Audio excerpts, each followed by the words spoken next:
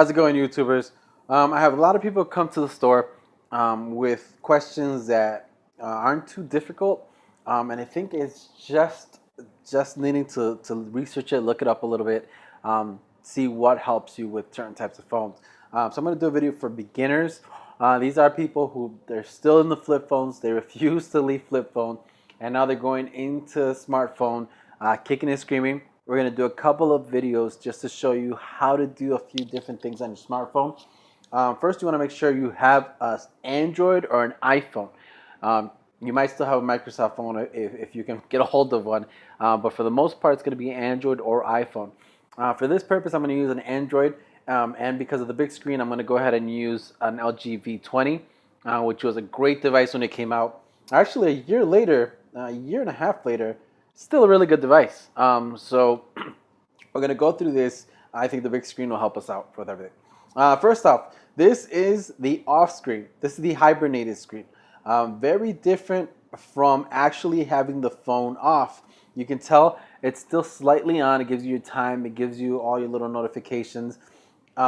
Customers sometimes confuse this for the phone being off.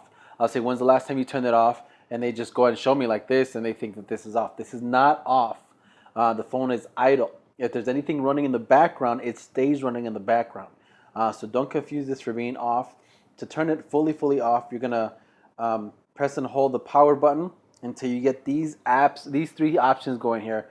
Airplane mode, restart, power off. You're gonna hit power off. That's gonna turn the phone off entirely. I always recommend, actually anybody who works in the cell phone industry will recommend that you turn your phone off at least once a week and leave it off for a couple of minutes. These are small computers, so they do run that way. So if you're getting to a point where things are freezing, things are slowing down, you do want to make sure that you turn it off at least once a week, so you can get that going and get it fresh and ready to go all over again. Now, this is hibernating. This is on idle mode. When it's like this, you're usually saving as much battery as you can. Not too many things are running in the background. The next screen we go to is going to be the lock screen. So in the lock screen, it won't let you do anything. It won't let you bypass. This is in case your phone gets, heaven forbid, your phone gets stolen. Nobody can get past this screen unless they have your PIN. Or they have your fingerprint, depending on what kind of phone you have. Some phones have the fingerprint in the front. Some phones have it in the back. So it all depends on that. The new iPhones have facial recognition. So do the new Samsungs. So depending on how you have it set up, your lock screen is going to be the lock screen. It also helps you out because you don't accidentally butt dial anybody, which is always fantastic. I've known people who accidentally send out text messages or picture messages, all from their butt apparently. So this is your lock screen. This won't let you accidentally make a phone call. It won't let you do anything. Idle mode, same thing. When it's in hibernation, same thing. It doesn't let you do anything. Doesn't let you accidentally touch anything. So you're good there. The third screen is going to be your actual home screen. Now, depending on how you have it set up, if you have one of the older, one of the more basic smartphones, it's going to be whatever PIN you use. If you have one of the newer or smarter smartphones, it's going to be a fingerprint wherever the fingerprint goes. Now, for the LGs, LG normally puts theirs in the back. So you go ahead and you press the back, this button right here. Don't click it. We're going to gently press it like we're doing a thumbprint, like we're doing a fingerprint. So gently tap on it. It opens up the phone itself. So now that the phone itself is open, this is now your phone. Your apps are all going to be here. We'll get into apps probably in another video. Right now, we just want to get into the basics. This is how your phone is going to turn on. When they activate this phone for you, this is how it's going to look also. So what you're going to want to do is look at the main apps that are always at the bottom.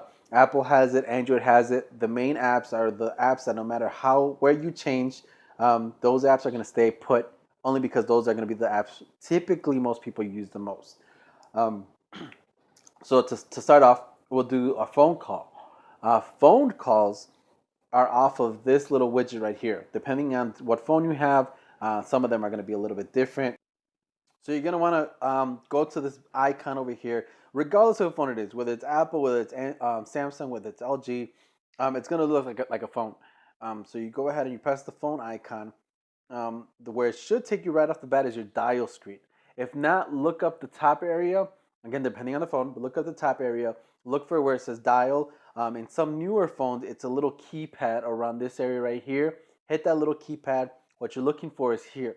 You're gonna type in your phone number. Once you type in the phone number, hit dial, and it goes right through to the number. Now, for some people watching this, they think, okay, that's obvious. Not to everybody.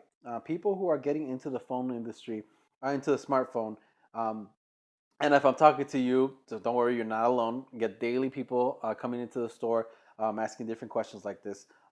It's not so obvious sometimes. So you put the phone number in there, you hit dial, it dials out. Call logs, any people who you've called or who have called you, your phone records. Groups are going to be how you set it up. Typically, it comes preset with different groups on it. You can change these out instead of, you could put family, you could put all your aunts and uncles or whatnot. Emergency contacts, anything like that. So your contacts are going to go there. Oh, let me show you how to set up a contact.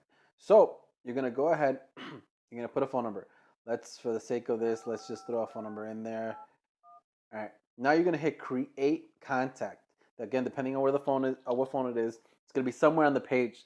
This page, regardless of the phone, is going to sense that there's a phone number going through. If it doesn't recognize it, somewhere on this page is going to say create contact.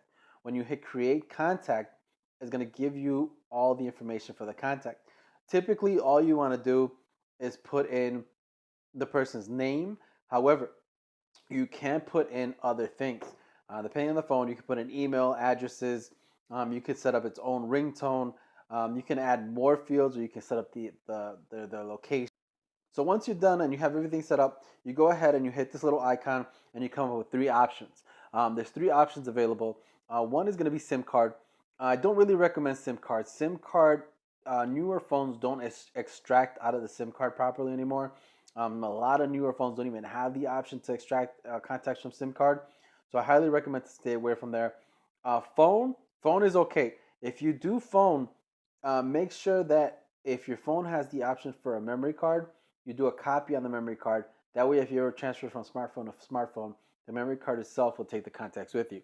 The last option that is going to give you is a choice of emails. So in that choice of emails, put your email. Typically, you're only going to have one on the phone. Some people have dozens, but typically, you're only going to have one. Pick the email, and now it's going to save onto your Gmail.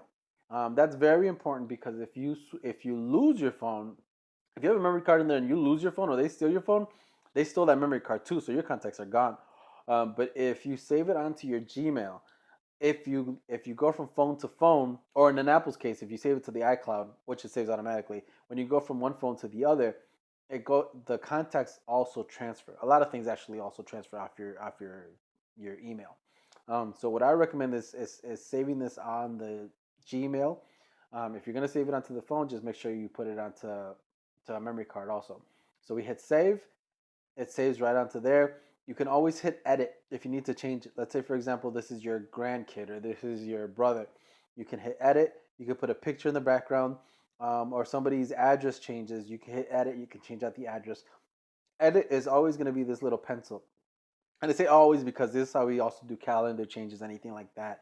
Edit is going to go off that little pencil, and then you can change that. If this is said you're setting up your smartphone for the first time, and this is your husband or your wife or your best friend or somebody you're going to call all the time, you do a little star there. Doing a little star there turns it on as favorites, and then when you go into contacts, it pops up right in the beginning. So that's how you make a phone call. That's how you save the contact, and get that going. Next thing we're going to talk about is messaging. With messaging, all you have to do is hit messages.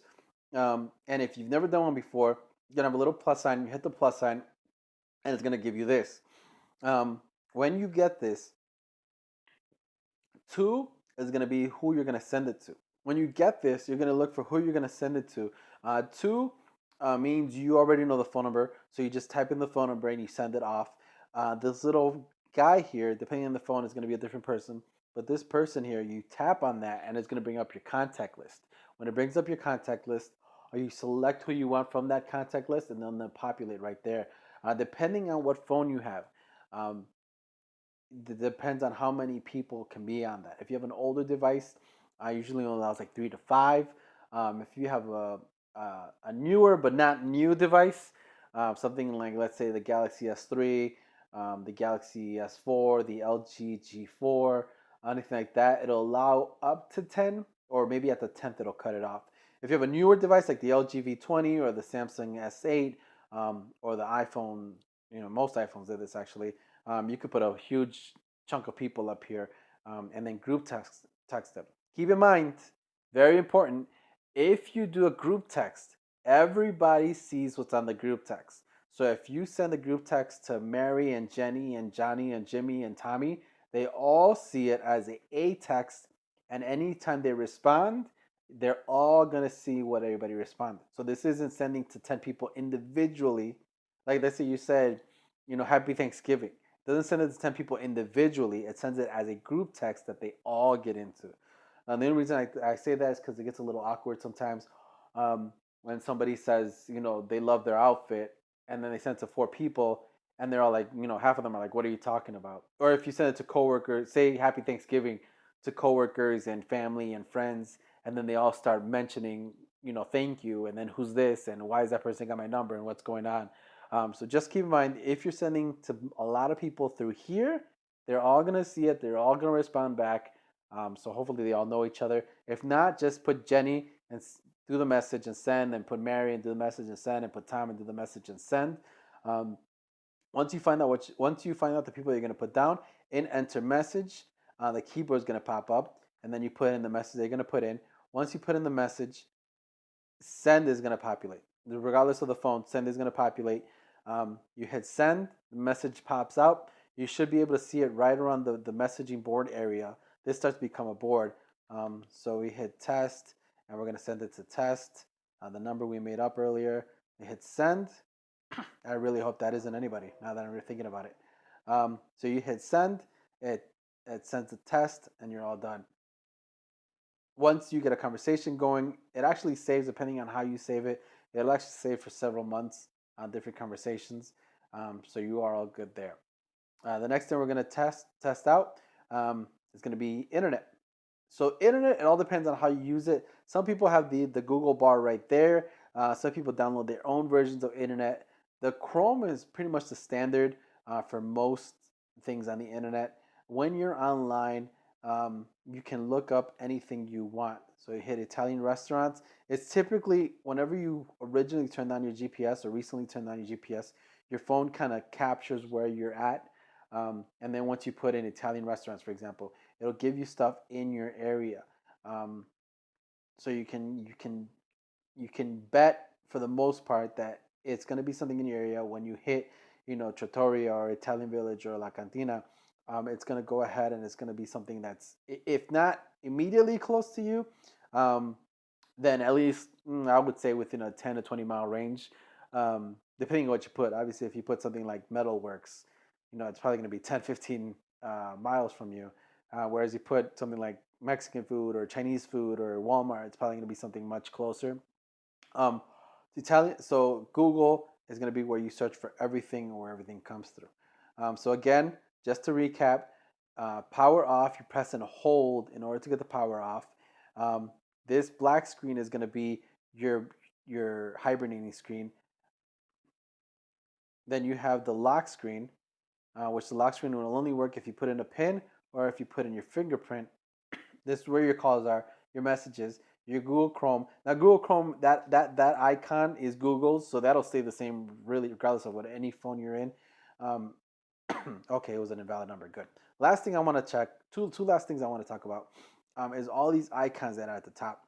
These notifications stay at the top, and then they start to clutter the top, and you don't really know what's going on. In order to kill these notifications, because I do get this question all the time, how do I kill these things off? In order to kill these notifications at the top, you're going to swipe down and you look for the clear all option. On Samsung, I believe they're up top. On LGs, they're usually on bottom. You hit clear all and it wipes everything out altogether. So if we go ahead and we do test again, and we send it, I'm going to get a notification saying that it can't go through. You can hit clear all for one thing, or let's say there's 5 things on there and you only want to delete one, you just swipe and then it just swipes off of the screen. So you're all good there. And then the last thing I want to check is how to kill applications.